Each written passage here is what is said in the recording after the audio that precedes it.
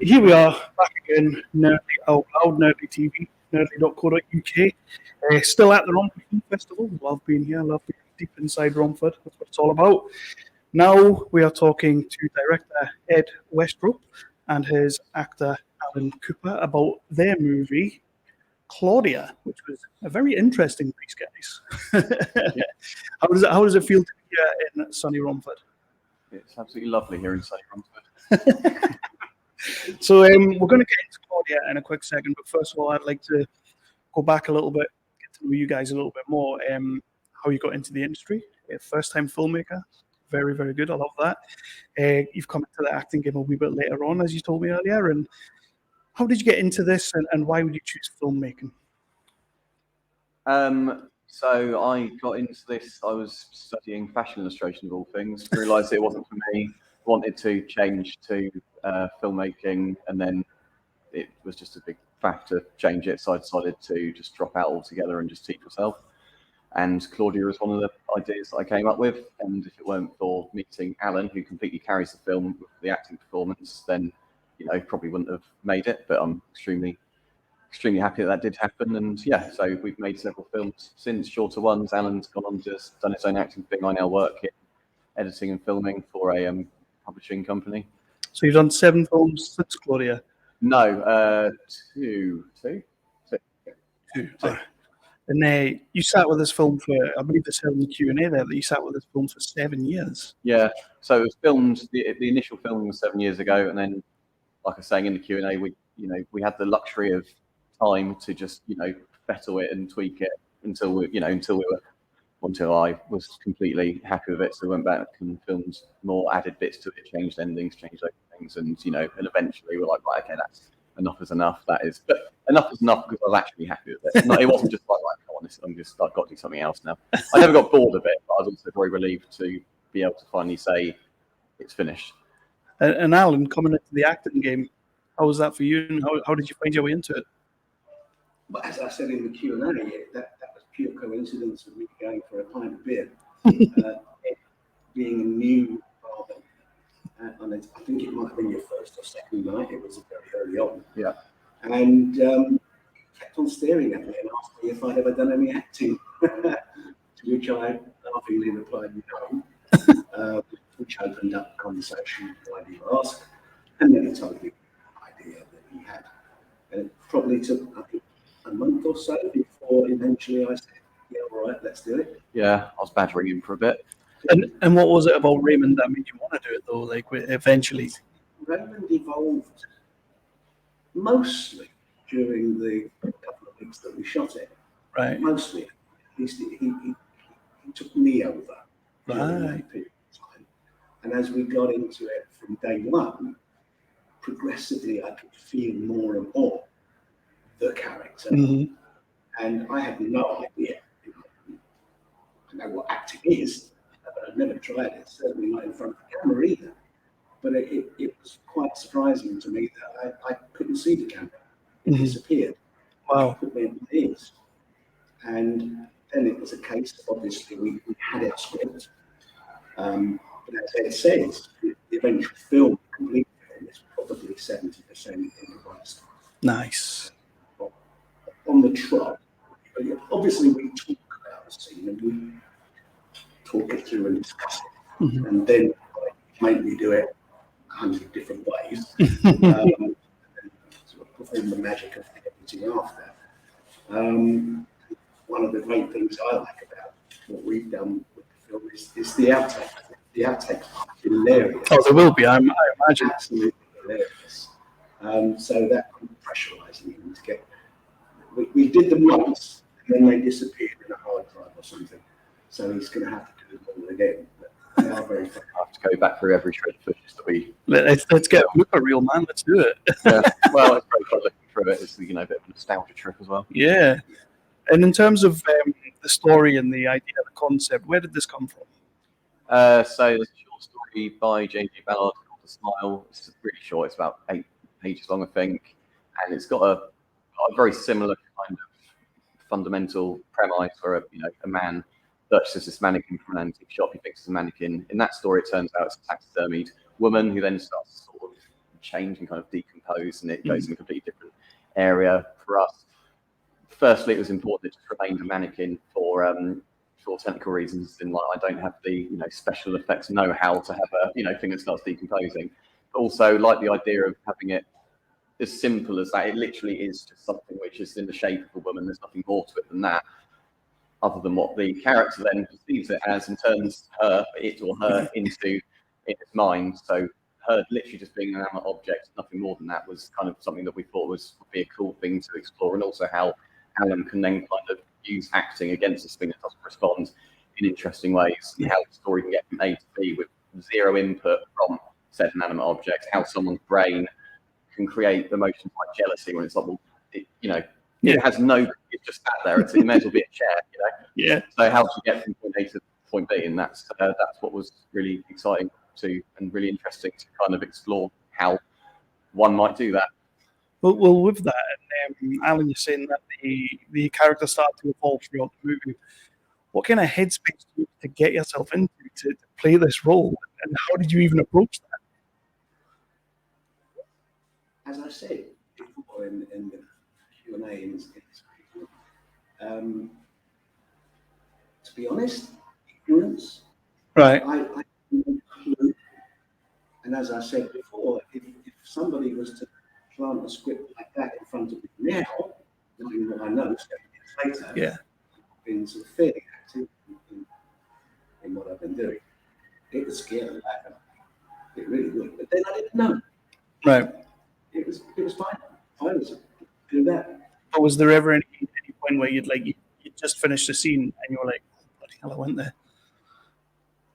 The rant and the ending of the film becomes quite physical. It's still exhausting for me to watch because I'm sort of following the emotions anyway. That was exhausting. When I'm rushing out, putting the clothes together, he said to me, "Go." That's it, literally.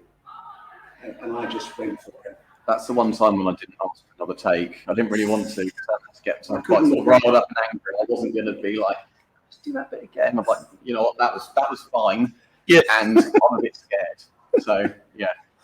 So this one's a little bit of a three-part question, because you are a first-time filmmaker. This was your first movie and everything. I know you've been sat with it for 7 years, so you've had plenty of time to hone it in and everything. But what was the trickiest thing for you as your first film that you were making?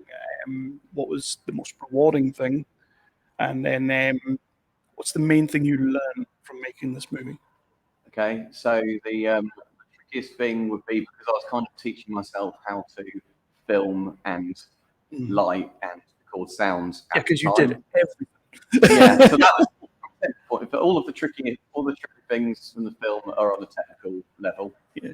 Creatively, it wasn't a problem. That was the one thing which I was very confident about. Was like creatively, I had no doubt about the story and where to put the camera. It's just a matter of actually getting it to look good. What's the second part? Most rewarding thing that came out of it. Alan's performance, which I can't take credit for because he did it, but watching it and seeing it's something which, as it is an idea which I, formulated, and then someone gets as enthusiastic and as passionate about it and as invested as Alan did, and then kind of watching that back, and it's an extremely good performance. I have no problem. I don't think it's not arrogance if I say it, I wasn't one acting. So that for me would be the most rewarding. I think it's the best attribute of the film is its performance, and it kind of has to be because it's ultimately a one-man show. It's that's holding it together. So the fact that the one-man show thing, more or less a one-man show, came together and it's strong enough in the film story carries with just one person and it doesn't ever get boring. Well, I think it gets boring. That's the rewarding part. And in terms of things that I learned, well, because we had so much time on it, I had the luxury of when I learned something, like I would, perhaps do that differently, we'd just go back and do it differently. So I'd just kind of use the newfound knowledge, whether it's to do with editing or filming or sound recording or directing or whatever, or something to do with the script or the sort of the journey of the film. I'm like, right, that bit's getting a bit slow, so I've learned don't have really boring, slow scenes where nothing happens in, and then we'd just sort of go back and inject something that was a bit more interesting and just keep sort of driving the pace forward. So I think I just learned how to make a film whilst making the film. And and luckily it didn't have to all. If the film had to just only be what it was from the first time we shot in the initial 2 weeks, I wouldn't be anywhere near as confident about it, because all the things on retrospect, I'm like, that wasn't a great idea, would have to be in it. Yeah. So that's I feel like this question might be a bit of a strange one. You mentioned in Q&A that there was an alternate ending that you thought about doing, but one thing that I thought was going to happen in this movie, and I don't really want to do spoilers, so I'm going to be very careful how I say this. I wondered at one point if the mannequin, if Claudia, was at the end of the movie going to end up being a real person. Yeah. Was that ever an idea? No. No. You not never. Not from either of us. No. It should be what it is. Yeah, I kind of thought like it was going to be one of these things where he's kind of descended into a bit of madness, and it's actually a real person, but we're seeing an inanimate object because that's how he perceives. Well, there's a couple of flashes in a particular sequence where when the makeup artist is working on it, and it is a real eye and it is a real set of lips, but just flashes which are purely in the imagination of the person. But it was always more just supposed to be about the evolution of Claudia to him, rather than, because the film isn't about Claudia at all. No. Once you've seen Claudia the mannequin, that's all you will ever know about her, because she's literally just a bit of plaster in the shape of a woman. But Alan's character is what changes. Yeah. So, and also, not that I've seen it because strategically, but wouldn't that be a little bit like the film Mannequin if she became real? Yeah, but that's totally different. That's totally different. Yeah, that's totally different. I love that film. You should totally watch that film. I still haven't watched it. I can watch it now that this is all done. I can watch it, and then if there's any crossovers where it looks like we've come up with the same idea, I can honestly say that is a coincidence. Maybe it's just a really bloody good idea. I don't know, but no, it's like an ancient ancient Indian ritual thing that brings up we'll not talk about that though. Let's talk about your film. When you saw the film today and you had an audience in there, what's the main thing that you would like people to take away from this movie? Both of you. I'd like to think that it was, although it is a very dark subject, and we were christened today by the festival organizer as the most disturbing film in the festival. Did you guys not see it that way? No. Not quite to that degree. Just a dark comedy. Dark subject. Yeah. I can't really. I find it difficult because I was there for the making of it. I can't really look at it as much more than Alan doing some weird things while I'm filming. So it doesn't disturb me. I can see how it can be disturbing because some of the bits are quite extreme, but it doesn't personally disturb me.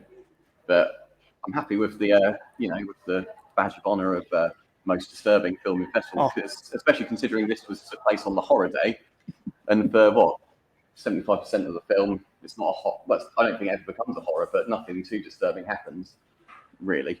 I mean, it is a man dressed as a mannequin. I mean, it is a bit. And do you want to continue what you were saying there? Sorry, what people take away from it? I often ask myself, we have discussions about it, why do we do this? Why do we make films? Why do we want to act? Why do we want to tell stories? Why? Yeah. And the answer is, I don't know.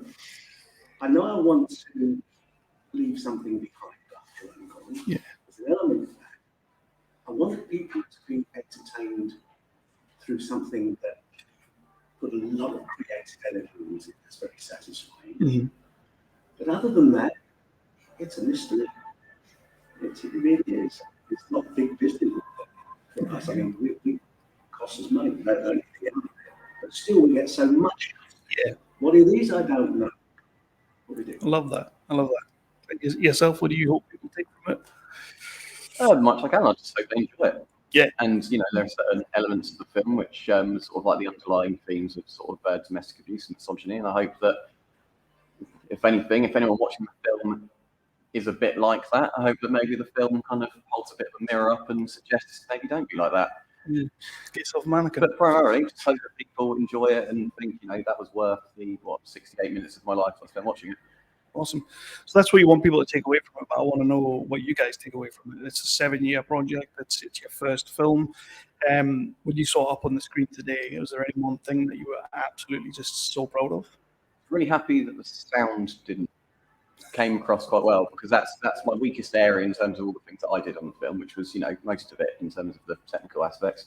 And it didn't sound as bad as I thought it might do, because I've never been happy with the sound, and I thought, but I've only ever heard it over a TV or a laptop, and I was worried that, you know, having it shown in the cinema, which is great, extremely exciting, I was worried that the excellent sound system was going to highlight flaws that I perhaps didn't even realise were there, but it didn't. So I was very happy about that. Not at all. And just, well, people seemed to enjoy it, and the Q&A was quite, you know, interactive afterwards. So people obviously had questions, which is great. Yeah. So yeah, just that's my takeaway from it. Just people enjoyed it. What's next for you guys? What are you working on now? Are you working on anything actively? Something you can tell us about? For me, it is. Well, but not with me. Really stopped since I started with it. Good man. Fortunately, one way or another, films have come to me. Opportunities have come, and I've had a moderate success. I've got a couple of awards for the best actor and a couple of things that I've done. I'm currently working on a new film, which I keep getting the weird wrong, right? You know, I've got a certain look to me, and I do keep getting off these parts. And in this next project, which is still very early days, but I'm sure will happen, I'm playing a psychiatrist in a mental asylum, dealing with a young man whose head is completely gone. So he's drifting in and out of different worlds. He's had a very, very difficult time with drugs and women and so on and so forth. And I've got an interesting part in the film where it's hallucination. So yeah, it's to that kind of really real type of thing. So that's looking forward to that one. I'm getting the opportunity, as I like to contribute to the manner in which protagonists deliver the scripts. Because very often I find that I have a problem with the Queen's or the King's English perfection. I like to hear things how we actually talk. Not always. There are times, but in the main, I like to feel more relaxed about the words that are being delivered. So yeah, I'm getting a chance to be able to contribute in that area as well. So Excellent.